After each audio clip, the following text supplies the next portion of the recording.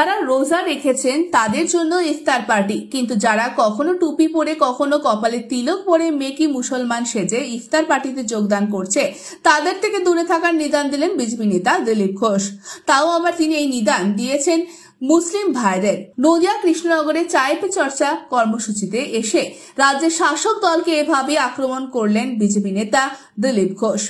এদিন নদিয়া কৃষ্ণনগর সদর হাসপাতাল মোড় থেকে শুরু হয় চায় পে চর্চা কর্মসূচি। উপস্থিত ছিল জেলার একাধিক বিজেপি কর্মীরা। সেখানে চায়ের কাপে চুমুক দিয়ে এমনই বললেন দিলীপ ঘোষ।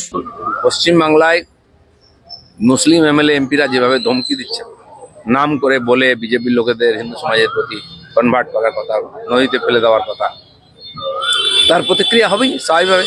আমার পার্টির প্রতি কেউ বললে কিছু, আমার পার্টির নেতাই তো তার উত্তর দেবে।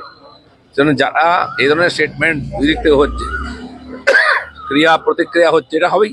সরকারের দায়িত্ব তার নিজেদের সামলানো, আমরা আমাদের সামলে নেব। ব্যুরো রিপোর্ট, আজ বাংলা।